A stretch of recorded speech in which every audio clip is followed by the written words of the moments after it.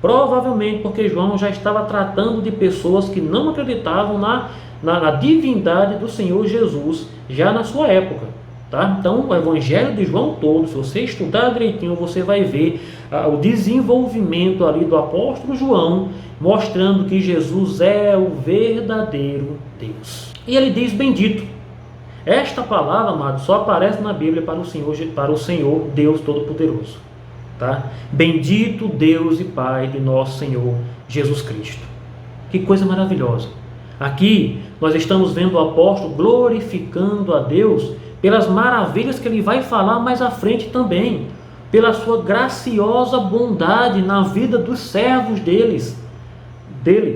na vida dos servos dele, na misericórdia que ele tem para com os seus servos, para com a sua igreja, pessoas como nós, pecadoras, tantas vezes inconstantes, e a maravilhosa atuação do Deus Pai, do Deus Filho, do Espírito Santo agindo no meio da igreja. Aqui, neste momento, o Espírito Santo não aparece, mas à medida que nós formos estudando, você vai ver a atuação do Espírito Santo aqui na carta de Efésios também, de modo maravilhoso. Mas vamos chegar lá no momento certo, tá bom? Então, bendito Deus e Pai de nosso Senhor Jesus Cristo, que nos tem abençoado com toda sorte de bênçãos espirituais. Eu vou fazer uma parada aqui, tá? Toda sorte de bênçãos espirituais. Esse versículo muitas vezes é entendido e colocado para muitas pessoas de forma errada. Colocam a ideia de que você está sendo abençoado somente de modo material. Se você é um crente, né? Bendito Deus e Pai, nosso Senhor Jesus Cristo, que nos tem abençoado em toda sorte de bênçãos. Muitas vezes eles até cortam a parte espiritual propositadamente. Mas perceba, irmãos, que aqui não está falando, e aqui permitam-me, somente das questões espirituais.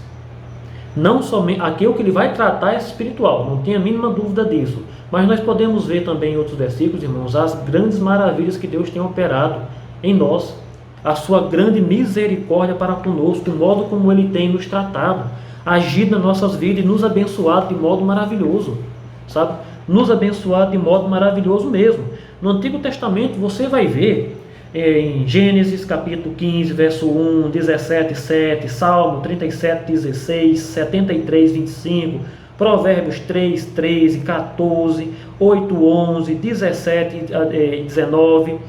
Tem vários outros versículos aqui, tá? Eu vou parar por aqui. Todos eles enfatizando a questão das bênçãos espirituais.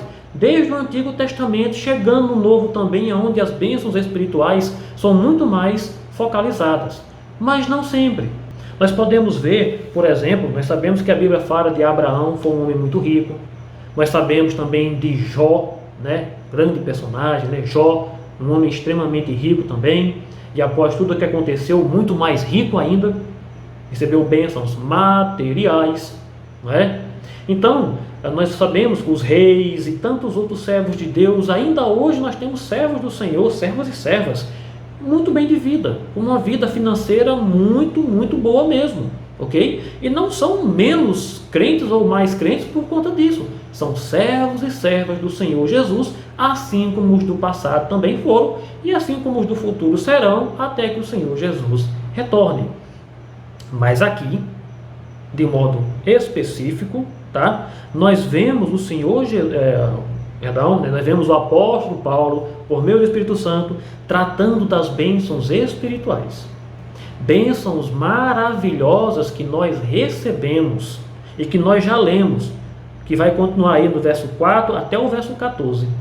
Bênçãos, amados, como a da eleição, que acatou na predestinação, que não tinha como não acontecer a nossa salvação, bem como também a adoção, bem como também o Espírito Santo nos selando. Nós somos agora não somente salvos, mas também adotados e feitos herdeiros. Romanos capítulo 8 trata disso muito bem também, tá? Mas, amados, percebe a maravilha que é isto aqui? Não é somente você ser um salvo. Nós temos ricas bênçãos espirituais. Permita-me continuar agora. Nas regiões celestes, em Cristo. A ideia aqui de nas regiões pode ser colocado como vindo das regiões celestes. Todas as bênçãos espirituais e materiais que nós recebemos, amados, todas elas vêm do alto. Todas elas são dádivas vindo da mão do nosso Deus Todo-Poderoso e do Senhor Jesus Cristo. Todas elas são bênçãos maravilhosas nos dadas a cada dia. Eu não sei se você já parou para pensar em Romanos 8, 28. Geralmente nós utilizamos esse versículo para consolar alguém que está passando por alguma luta, por alguma tribulação, não é isso? Por alguma situação muito complicada. Mas o fato, irmãos, é que Romanos 8, verso 28, está falando também dessas bênçãos para nos ajudar a passarmos pelos momentos dessa vida.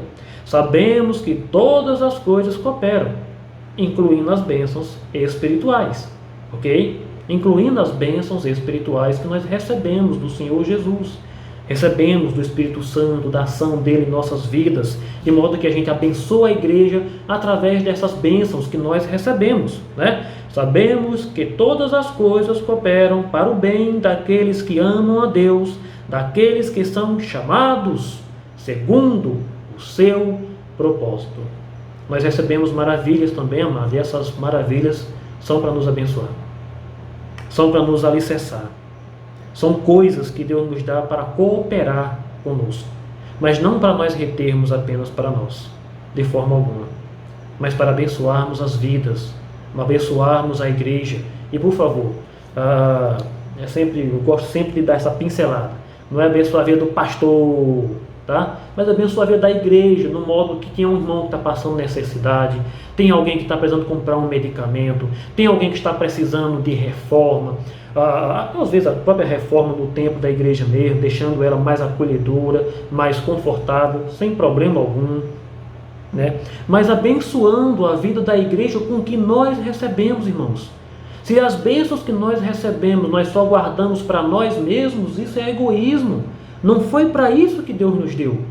Essas bênçãos maravilhosas que o Senhor derrama sobre nós são para que nós possamos usar para engrandecimento do reino de Deus, para a paz dos irmãos, para o bem até mesmo daquelas pessoas que não conhecem verdadeiramente o Senhor Jesus, o plano de salvação que o Senhor Jesus possui para aquela pessoa.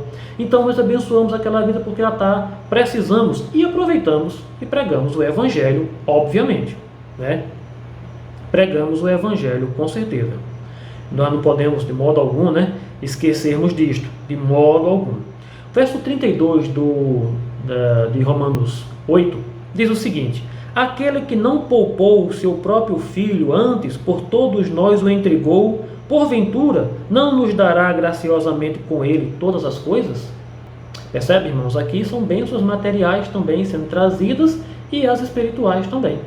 Nós não podemos sermos irresponsáveis com as bênçãos que nós recebemos, irmãos, né? Como eu já tenho tratado, falado com a igreja, como é que nós temos usado os dons, o que Deus me deu como habilidade? Se você toca, você tem tocado para glorificar o nome de Deus, tem tocado, né, para que a igreja seja edificada, seja impulsionada a louvar a Deus com uma bela melodia.